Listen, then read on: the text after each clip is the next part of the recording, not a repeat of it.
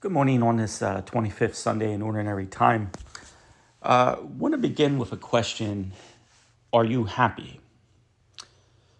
On our Hallow app that we're doing as a parish, we have this partnership with Hallow now. And if people are interested in, using their phones and stuff like that to pray and to increase their prayer life, many of them are on this Hallow app. And as a parish, we have I think 12 what are they called, prayer challenges that we get to do. And so I got to pick from a list, and the first one that I selected was the science of happiness that we'll begin that on Monday. And I picked it because I think many of us have a happiness problem. I'm just my gut feeling. I don't have numbers or stats to back it up. Just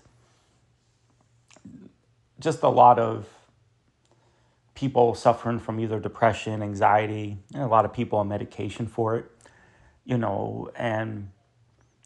I always ask myself, is this a new phenomenon, or is this something that's always been the case, but now we're diagnosing it, medicating it? I mean, I don't know the answer to that question, but I like to talk about happiness and even relate it to today's gospel passage. I guess. Well, I'll get to that later. There was something else I was going to say about happiness, but we'll get to that when I want to make the connection. But let's look at today's gospel passage first. Probably one of the most confusing parables of Jesus. Here it is. A rich man had a steward who was reported to him for squandering his property. He summoned him and said, "What does I hear about you? Prepare a full account of your stewardship because you no longer can be my steward." Okay, so the steward, think of a steward in the Greek word. I think the Greek literally means like law of the house, or man in charge of the law of the house, something along those lines. This is maybe to put it in modern day terms, this man was handling the rich man's money, like a financial planner or accountant. He was kind of overseeing his money, in charge of it. And what we probably can sum from it is that the accusation is that he's kind of living off the rich man's money, spending it on himself, living a luxurious lifestyle. And I come to that conclusion because of the next line. The steward says to himself, "Well, what should I do? Now that my master has taken the position of steward away from me, I am not strong enough to dig, and I'm ashamed to beg."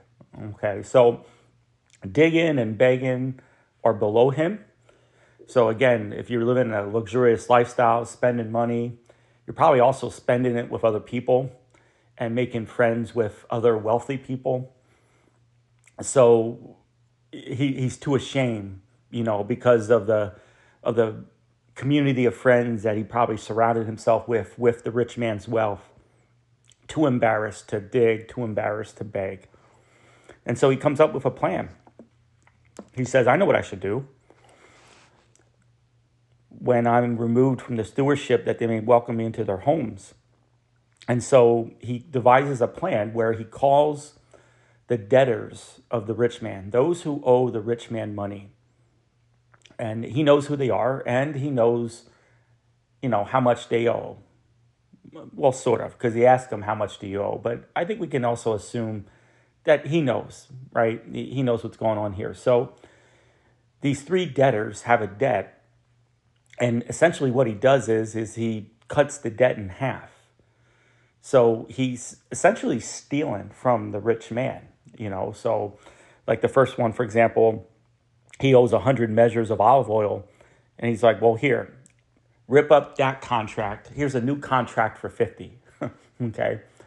So the rich man's supposed to be owed 100, and now he's getting 50. So he's essentially stealing from the rich man.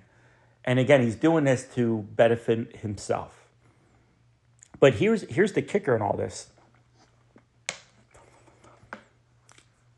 Let me see if I can find the answer here. Jesus says, "For the children of this world are more prudent in dealing with their own generation than are the children of light." Okay. But let me give you a line before that. I was looking for this line here.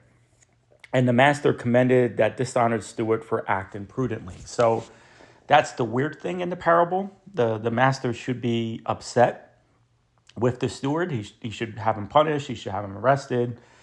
But instead, he commends him, right, for acting prudently, for seeing himself in this bad situation and finding a way to get out of it. Okay, so it's kind of an odd thing for Jesus to say. It almost seems like Jesus is given his blessing to steal, to shyster, like he's saying this is okay. Well, obviously he's not. There's more to the story, right? And it's this.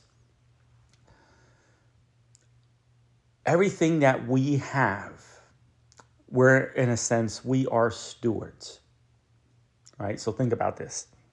Everything that we have in God's creation is ultimately a gift of God, ultimately belongs to him, right? So the idea, the notion of sacrifice, kind of put that in perspective. Like you gave God the best of everything, kind of with the acknowledgement that it was kind of his all along. We're stewards handling God's creation and taking care of it and managing it. And that also applies, to our own lives. And Jesus is kind of using a bad to good comparison. So he's like, look how this man who's dishonest, look how he acts in order to better his situation. Sorry, I have the hiccups here for a second. Of how he betters his situation. He acts prudently, gives the rich man's stuff, gives it away in order to enhance the life of others, but also to enhance his life. But that's in a negative sense. But now Jesus wants us to turn that into a positive sense. Okay. We are to be generous. We are to give our whole lives over to other people, not only for their benefit, but it will also benefit us. Okay. And that we can't, at the very end of the gospel, you can't serve both God and mammon. So the steward first lived a life where he was self-consuming, right? And that ultimately got him fired from his job. And to get out of it, again, even though it was kind of a shifty way, even though maybe the intentions weren't the best, he helps himself out of the situation by giving to others. Okay.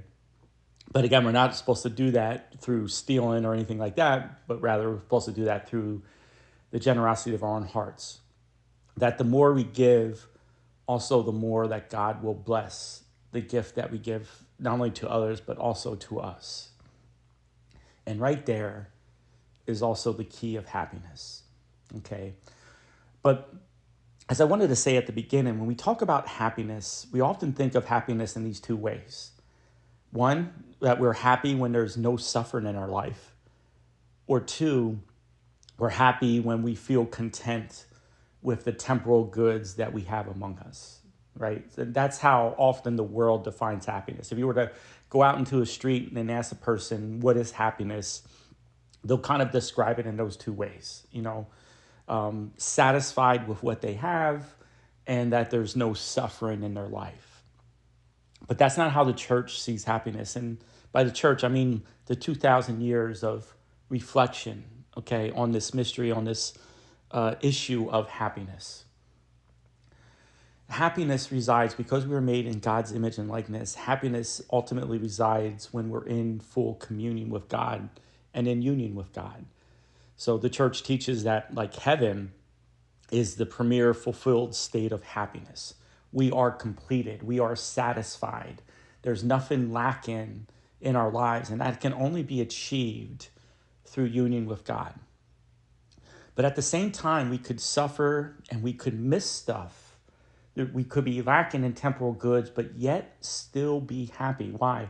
Well, it's because of the hope that the things that are insufficient in our lives, the things that we're lacking, the things that we're missing, the things that are afflicting us, will ultimately one day come to an end, right? Right? We are pilgrims towards this union with God, a union that begins here. Okay, so it's a union that is started but yet not yet completed. So we still live in a world where we are afflicted. We are still living in a world where our things missing. We're struggling. Okay, but yet through the virtue of hope and the virtue of faith, okay, we can still ultimately be happy. Okay, even while we're still afflicted. So our patron, Saint Catherine of Siena, talked about happiness being both in a state of afflicted but also blissful. Okay, afflicted because we still encounter many problems in today's world, but yet also at the same time blissful because we know what's awaiting.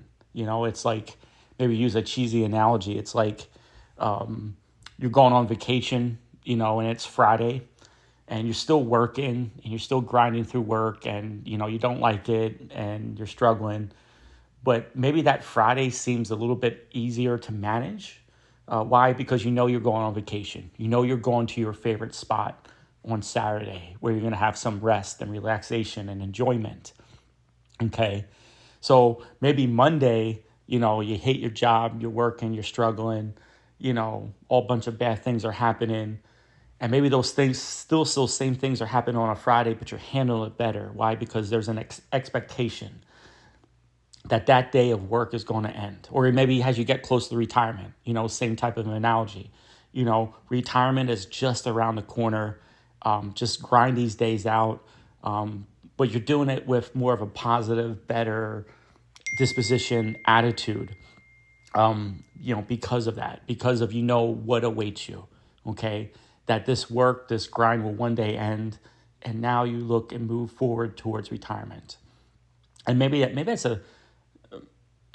hopefully that analogy can help us to what I'm trying to say. So, yeah, as a Catholic, as a Christian, you can be happy even when times are tough. But it's all rooted in the promises and hope that God is going to undo all these injustices in our life. He's going to wash away our sins. And ultimately, we look forward towards the full, permanent state of happiness that awaits us. May God bless you, and hope you join us for our Science of Happiness Challenge. And hopefully this guy who presents doesn't contradict everything I say, but I don't think he will. I think he'll be right along the lines with what I'm going to say. May God bless you.